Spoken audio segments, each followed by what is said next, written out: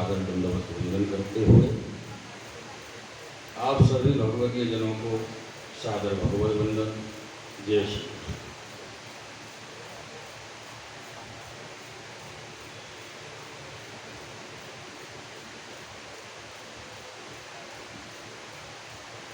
कल सायंकालीन कथा में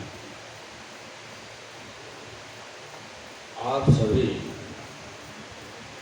श्री वल्लभ चरणानुरागी प्रियजनों को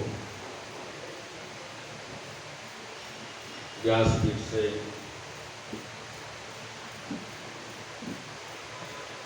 श्री ठाकुर जी के अनन्य आसक्त श्री परमानंद दास जी का प्रसंग श्रवण कराया। आज के प्रारंभ में, आज के प्रसंग में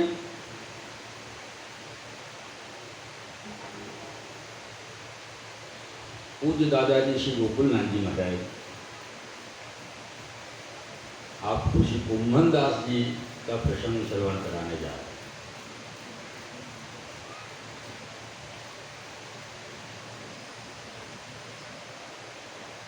ये श्री कुंभन दास जी महाराज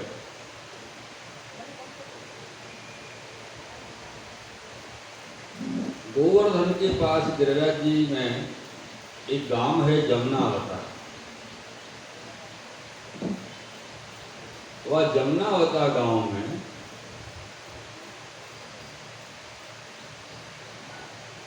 श्री कुंभन दास जी का जन्म हुआ, प्रागट्य हुआ। और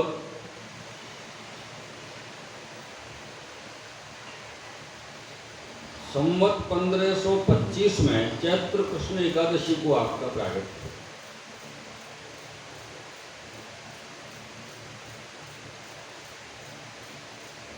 ये तो आप सबको पता ही है कि ये जो अष्ट सखा हैं और जो कुंभन दास जी हैं, ये ठाकुर जी के निज सखा हैं।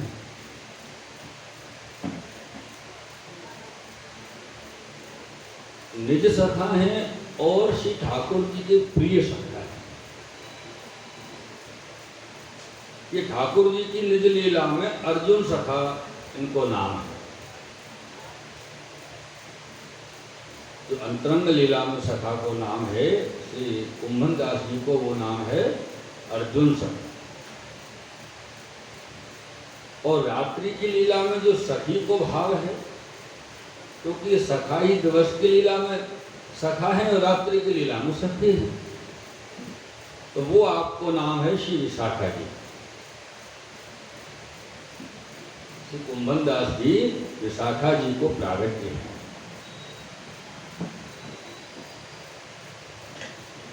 यह विशाखा जी दो स्वरूप से प्रकट हुए, एक तो कुंभन दास जी और दूसरे भय कृष्णदास मेघन। क्योंकि विशाखा जी श्री स्वामी जी की निज सखी है, तो वो स्वामी जी से अलग नहीं रहे, तो एक स्वरूप तो सदैव श्री महाप्रभु जी के साथ रहे कृष्णदास मेघन, और एक स्वरूप तो श्री जी बाबा के साथ रहे श्री कुंभन दास जी। ऐसा आपको स्वरूप।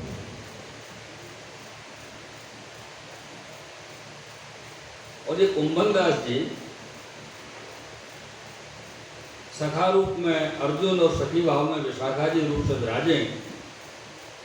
गिरिराज जी में आनूर गांव के पास एक द्वार है, वहां के आप मुखिया हैं।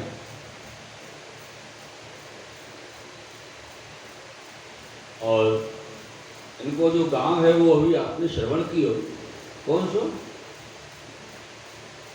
भूल गए। ऐसे श्रवण करोगे तो कैसे काम चलेगा? 5 मिनट की बात है, 3 घंटा की कथा कैसे याद रहेगी?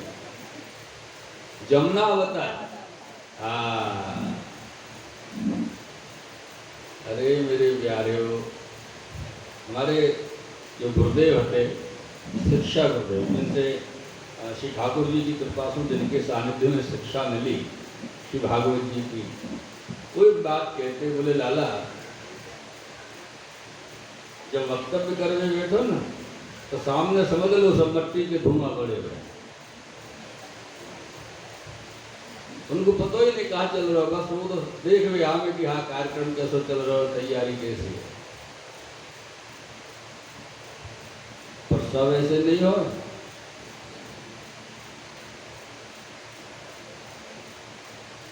कछु श्रोता होए, कछु श्रोता होए, हाँ कछु लोग आवे जो आराम से, क्योंकि वैसे तो जीवन में चैन मिले नहीं, शांति मिले नहीं, सत्संग में आवे, भगवत गुणगान में आवे तो चित्त को कुछ चैन मिले, और चैन जब मिले तो नींद आवे, सो जावे, तो वो सोता हो। और कछु श्रोता हो, श्रोता जाते तो सुपारी काटे भी काम आवे, तो वो यही काम को आवे कि जो वक्ता जो वक्तव्य दे रहे हैं कहाँ मिस्टेक उनने करी वो पकड़ना अपन, बाकी पूरी कथा कैसी करी वहां से को लेना देना, वो यही कार्य के लिए आगे। 3 प्रकार सब श्रोता के बताए। कल हमने दर्शन किए 1-2 वैष्णव, और आनंद से उनके चित्त को ऐसी वार्ता जी में आनंद आया कि उनको गहरी नींद आ गई।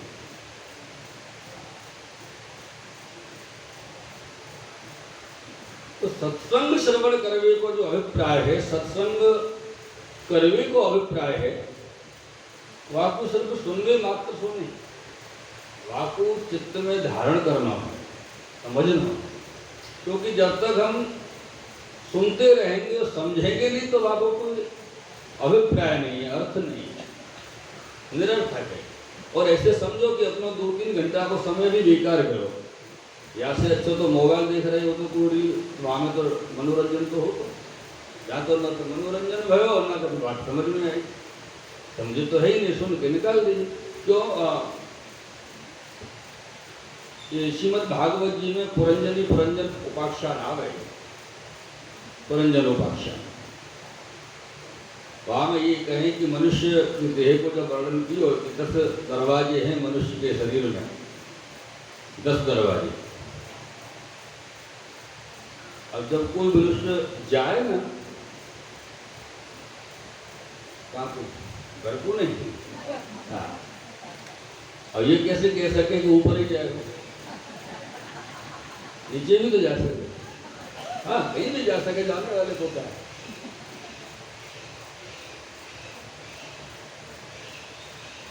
तो कौन से दरवाजे से वाकई प्राण निकलेंगे अपन कह नहीं सकते। कोई गए नेत्र से जाए, कोई गए मुंह से गए, मुंह खुलो रह गए तो मुंह से प्राण गए, जरूरी है मुंह खुलो रहेगा, वो किसी देख के यमदूतन को देख के हाय करके वहां को मुंह खुल गए हो, प्राण कहीं और से गए हो।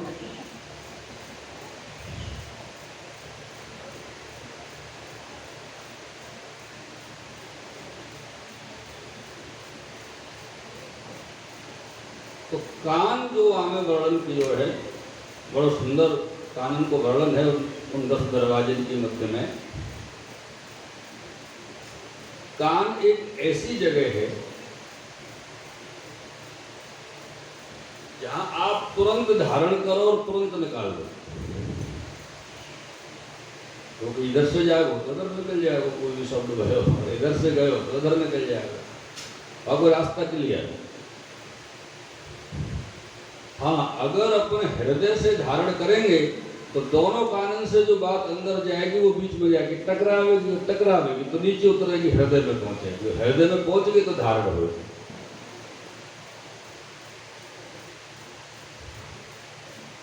ऐसे कितनी जगह हमने लिखे भाई पढ़े हैं, देखो है कि जो वक्तव्य दे रहे या जो शिक्षा दे रहे हैं, जो शिक्षक हैं, आचार्य हैं, वो कहें कि दोनों कान खोल के सुनियो।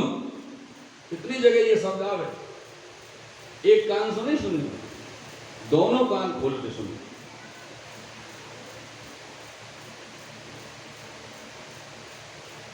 ये जो जमुनावता गांव है ऋषि कुम्भन दास जी को, और जमुनावता के बगल में है चंद्र सरोवर पारासोली। आपको पता है ना चंद्र सरोवर में ठाकुर जी ने कहा किया,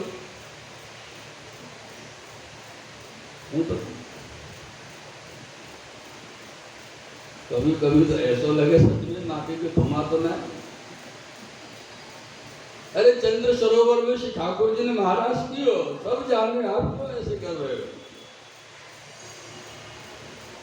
6 महीना को जो रास रहेगा हो, ठाकुर जी ने जो महाराज कियो शरद रात्रि की पूर्णिमा, शरद पूर्णिमा की रात्रि को जो रास कियो चंद्र सरोवर पर ही तो कियो।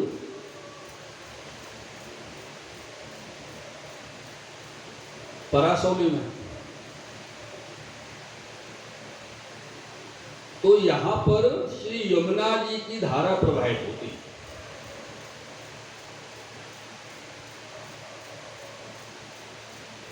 चंद्र सरोवर दर्शन किए आप में से कोई ने? हाँ, यमुना जी दर्शन किए वहां पर? हैं? अरे काय को माता जी ऐसे ही कर रहे हो। यमुना जी तो वहां पर सैकड़ों वर्षों से नहीं है। और पहले वाले के यमुना जी प्रवाहित होती। ठाकुर जी ने जब महाराज किया ना, क्योंकि यमुना जी के तट पे महाराज किया और महाराज को स्थान चंद्र सरोवर है, तो मथुरा वाली यमुना जी नहीं है वाले के। वो यमुना जी की वहां समय पे 2 धारा बहती, जो एक धारा चीरघाट हुई के वर्षाने की तरफ होते हुए संकेत वन होते हुए और यहाँ गिरिराज जी की तरहटी में आती। तो वह यमुना जी के तट पर श्री ठाकुर जी महाराज किए और एक धारा सीधे मथुरा होती हुई निकलती और ये आगरे के पास जाकर। वह समय पर जब ठाकुर जी ने रास कियो, ठाकुर जी की लीला करी, वह समय आगरा काम नहीं होता, ये तब सब सघन बन हते, ये आगरा का पीछे बसो है।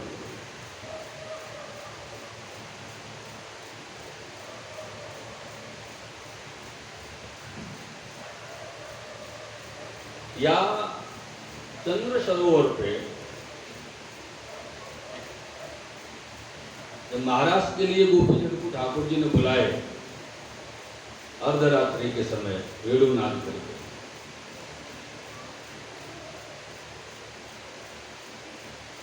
और गोपीजन के मन में जो भाव आयो कि हमसे ज्यादा भाग्यशाली और दुनिया में कोई है ही नहीं, त्रिलोकी में कोई नहीं है, ऐसा भाव जब गोपीजन के मन में आया तो ठाकुर जी मन में विचारे कि गोपीजन के मन में अहम उत्पन्न हो रहे हो और अहम उत्पन्न होवे के अंकुर कोई नष्ट कर देना ज्यादा बेहतर है, बजा बड़ो पेड़ बन जाए भ्रवा को परेशानी हो नष्ट कर दे। याली ठाकुर जी श्री राधा सहचरी को अपने संग लेके अंतर ध्यान है और ये गोपी श्री गिरिराज जी की तरहेटी में, गिरिराज जी के पास में ठाकुर जी को ढूंढी।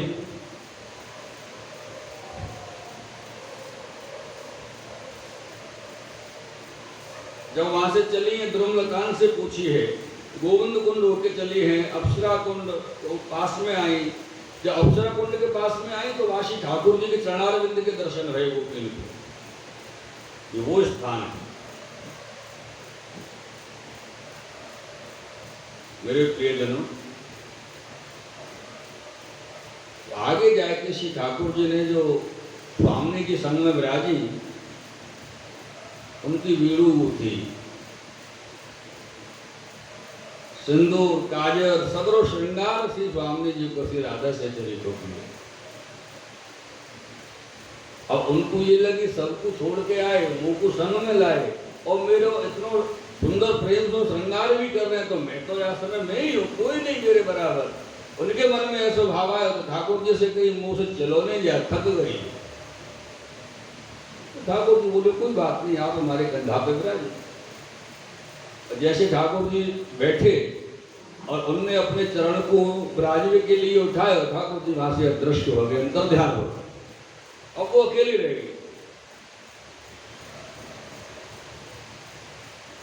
जब वो अकेली रही तो श्रीमद् भागवत जी के 10वें स्कंद के 30वें अध्याय को 40वां जो श्लोक है,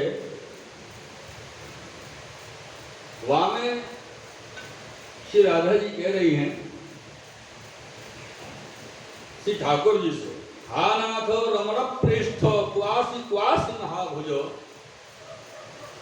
दास्यास्ते कृपणायामे सखे दर्शन सन्निधम। वाजे रुदन की ओर रोई है, विरह की ओर श्री ठाकुर जी को, और याद है रुदन की ओर ना वाय स्थान को नाम पड़ो रुद्र कुंड।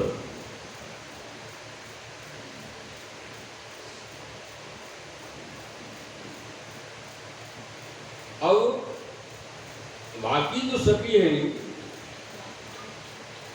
वो सब वहां पे आई और आगे चल के थोड़े से पूछे, जान अजान वृक्ष है ना, उनसे पूछी परिक्रमा अपन जाए ब्रज में, गिरिराज जी दर्शन करें, मुखारविंद के दर्शन करें और बगल में दंडवती शिला है वहां दर्शन करें, तो वहां अपन परिक्रमा करें ना 7 दंडवती शिला की, तो वहां जो ब्रजवासी ब्राह्मण जो बैठे जो वहां के पुजारी हैं वो परिक्रमा करा, जान अजान के दर्शन की, जान अजान को वृक्ष बोले वो अपनी परिक्रमा। तो ये जान अजान वृक्ष कौन है? जब गोपी जनन ने वृक्षंशों पूछी कि आपने कहीं नंद बाबा के लाला को देखो है का, आप जानो का, तो जिन वृक्षण ने कही कि हाँ हम जाने तो हैं पर देखो नहीं, फिलहाल कहाँ गए निकल के, अभी यहाँ यार तरफ हमने नहीं देखे, वो जान, और जिनने कही कि हम नहीं जाने, हमको पता ही नहीं है, वो अजान। तो वो जान अजान वृक्ष हुआ जगह पे विराज।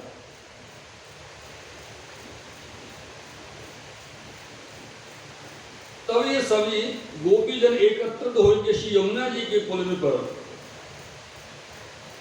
एकत्रित भई, और ये यमुना जी को पुलिन जो स्थान है यहाँ गोपी एकत्रित भई है, और एकत्रित होकर सब गोपी ने गीत गाया, और गीत को नाम आप सब जाने ना, गोपी गीत। वो स्थान है जमुनावतार, यहाँ श्री कुंभन दास जी को प्रागट्य हुए, यहाँ गोपी ने गोपी गीत गाया। जयति तेधिकम जन्मना व्रज श्रयत इंदिरा शश्वतत्र ही।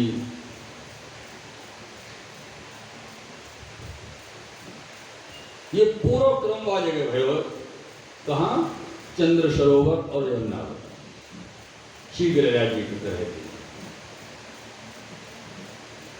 जब विशेष गोपीजन ग्रह में भये तब श्री ठाकुर जी प्रकट भये, और प्रकट होकर श्री ठाकुर जी ने सब गोपीजन के संग में श्री यमुना जी के जल में विहार कियो।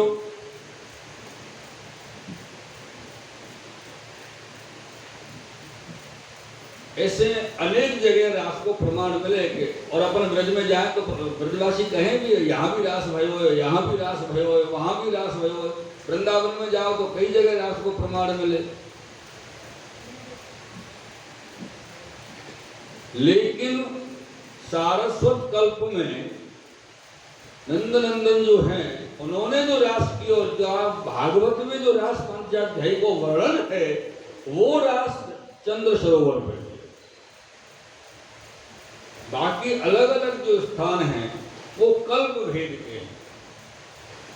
जैसे श्वेत वाराह कल्प में आपने रास की हो, सारस्वत कल्प में आपने रास की हो, अलग अलग कल्प में जब रास की हो अलग अलग स्थान हैं।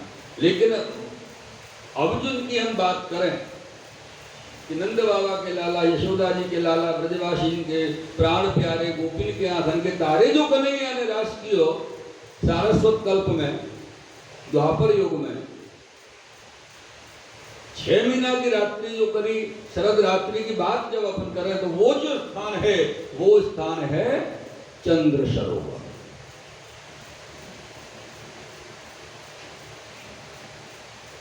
मेरे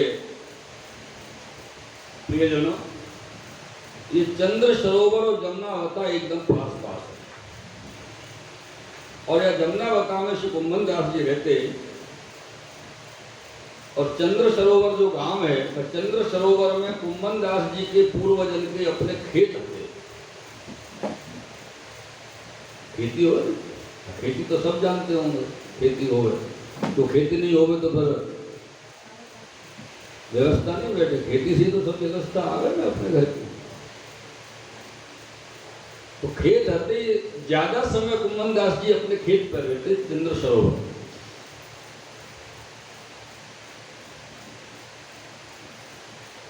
और जब ये छोटे तब से ग्रह शक्ति नहीं आती, घर में कोई आसक्ति कुंभन दास जी की रही नहीं, विरक्ति जैसे ही रही। और कभी कुंभन दास जी ने अपने जीवन काल में झूठ नहीं बोले। अपन कितने घंटा रह सका, एक विचार करो कोई। जीवन काल की बात छोड़ो, 2-4 घंटा की बात कर रहे हैं। अगर 2-4 घंटा भी सच बोल दियो ना तो कहीं ना कहीं फंसेंगे जाएगा, है ना। याली झूठ को सारो तो अपन के पल्लू से बंधो भयो जाए नहीं निकल।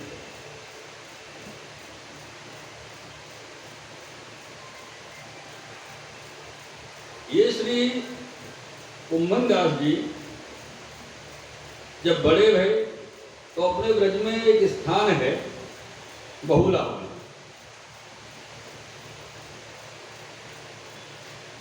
ये गोवर्धन से राधा कुंड अपन चले और राधा कुंड से आगे वृंदावन की तरफ जाए, छठीकरा की तरफ, तो वह बहुलावन स्थान है। वहां से इनको विवाह भयो। पत्नी आई, पर पत्नी जो स्त्री आई वो साधारण आई, दैवी जीव नहीं है, साधारण जीव। पर यह हो कि कुम्भन दास जी जैसे कि संग में आई आली, उनको तो ठाकुर जी कृपा करेंगे ही, उद्धार हुए बोल।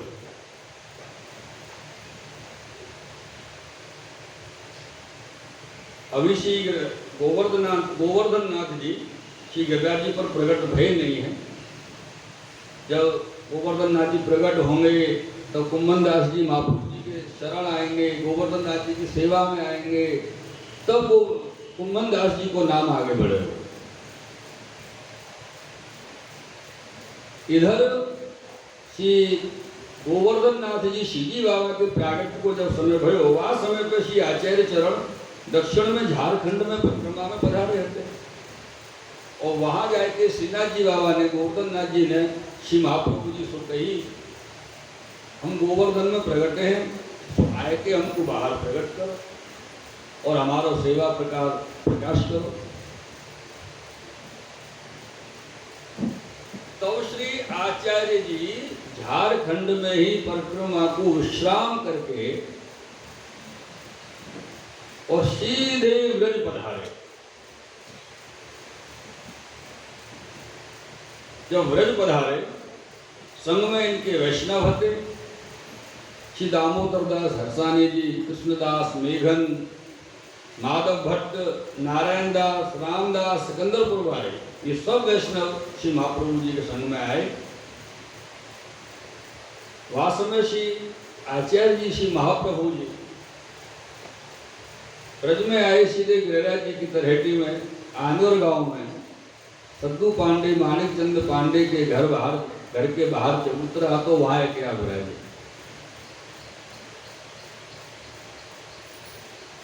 और जब आप विराजे तो आपके दर्शन करके सब एकत्रित भये, सद्दू पांडे, माणिक चंद पांडे, नरोबाई और सब ब्रजवासी।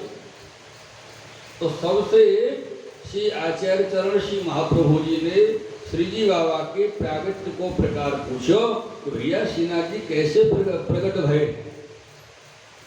सबने कही।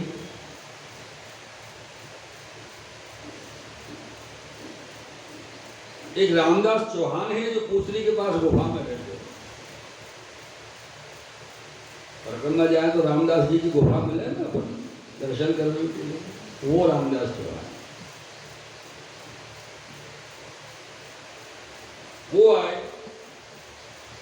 यहाँ जमुनावती में श्री कुम्भन दास जी ने सुनी कि आनूर में बड़े महापुरुष आए हैं, तो चलो हम उनके दर्शन कर आवे, उनके सेवक हों।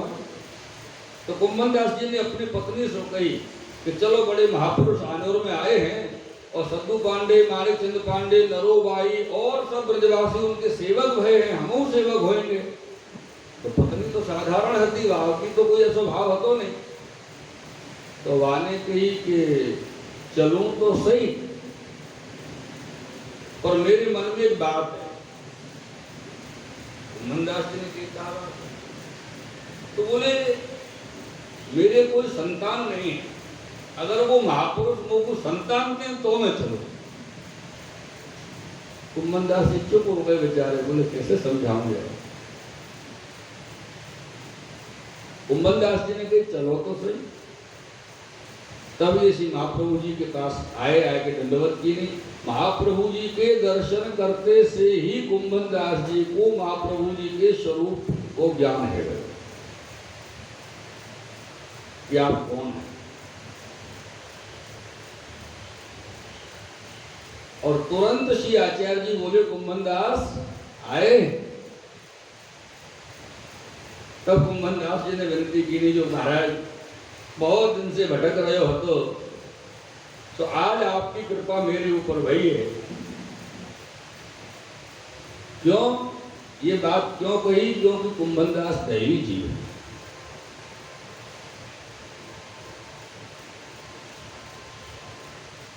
तब श्री आचार्य जी ने कुंभन दास जी से कही, जो तुम स्त्री पुरुष 2 जने नहाए के आओ। कुंभन दास जी और उनकी पत्नी शंकरषण कुंड में नहाए के श्री महाप्रभु जी के पास आए। श्री महाप्रभु जी ने दोनों को नाम सुनाए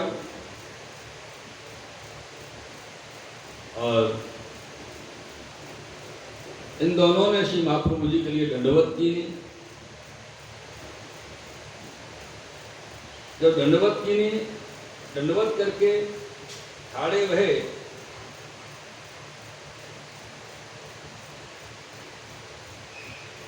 तब इनकी स्त्री ने श्री महाप्रभु जी से विनती की, नहीं जो महाराज जो कृपा करो, मेरे बेटा है जाए।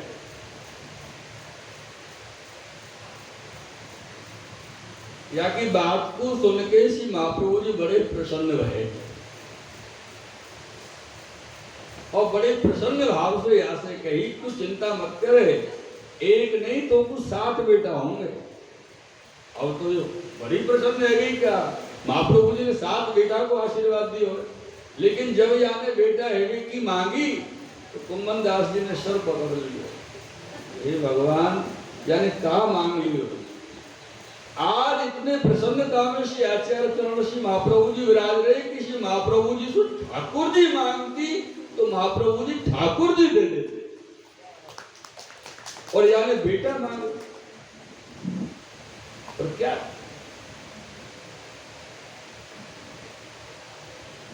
तब कुंभन दास जी एकदम चुप रहे। समय पे श्री महाप्रभु जी ने श्री गोवर्धन नाथ जी को छोटो सो मंदिर समरायो और वहां श्री गोवर्धन नाथ जी को पधराए के रामदास चौहान को सेवा सौंपी। रामदास सद्दू पांडे आदि सब ब्रजवासी सब सीधो सामग्री की सब व्यवस्था कर देंगे।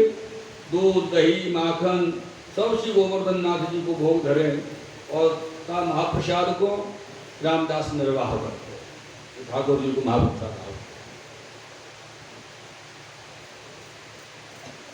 और ब्रजवासी जो सेवक भाई कुंभन दास आदि जो भक्त हैं तो श्री आचार्य जी ने आज्ञा देनी, जो ये श्री गोवर्धन नाथ जी हैं ये हमारे सर्वस्व हैं,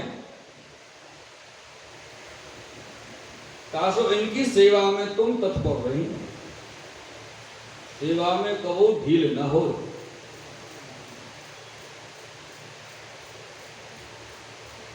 और सबसे बड़ी आज्ञा की कि श्री गोवर्धन नाथ जी के दर्शन किए बिना कोई दिन प्रसाद मत लें, भोजन मत करें, दर्शन करके ही प्रसाद लें, सावधानी से सेवा करें। और इधर श्री कुंभन दास जी कीर्तन बहुत सुंदर करते, कंठ बड़ो सुरीलो हो सुंदर हो आपको, तो इनको श्री कुंभन दास जी को आपकी आज्ञा भाई, जो कुंभन दास आप समय समय के कीर्तन श्री गोवर्धन नाथ जी को सुने।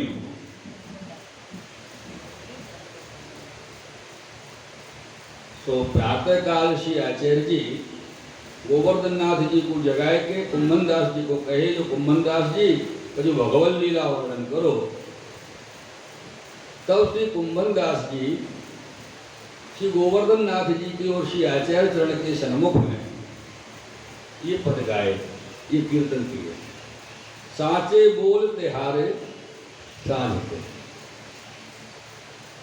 सांझ के साचे बोल तिहारे,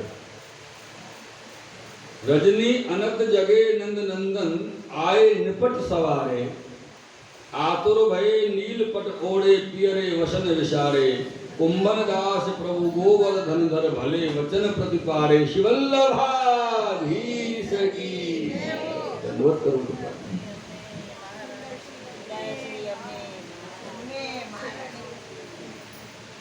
साचे बोलते हारे। कहो कहो तो ऐसा लगे कि आप सभी जो आज्ञा करें वो दोनों तीनों जगह से एकदम फिट कनेक्शन हो के आ। आज आप जी की आज्ञा हुई कि मैं थोड़ा वार सौ पधारूंगा और वाई समय कुम्मन दास जी गा रहे सांचे बोलते हैं वल्लभ। ये कीर्तन को सुन के श्री आचार्य जी आप कहें कुम्मन दास निकुंज लीला को अनुभव भयो। ये तो बड़ी कृपा आप पर श्री ठाकुर जी की भाई। और कुम्मन दास जी ने आप श्री को दंडवत की और कही कि कृपानाथ ये तो आपकी कृपा को फल है।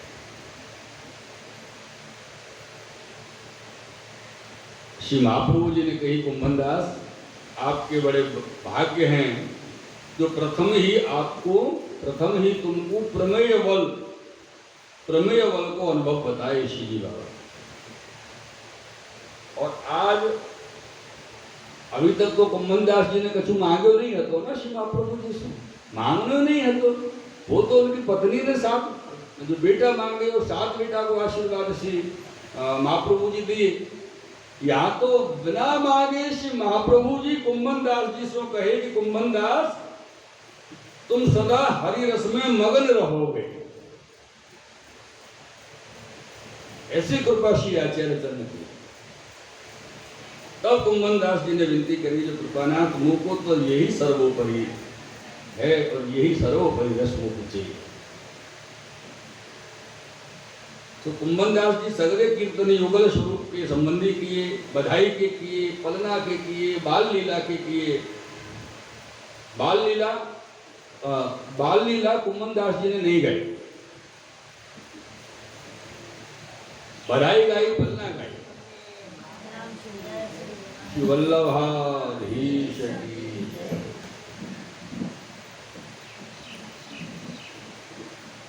ये कुम्मन दास और सब वैष्णव के लिए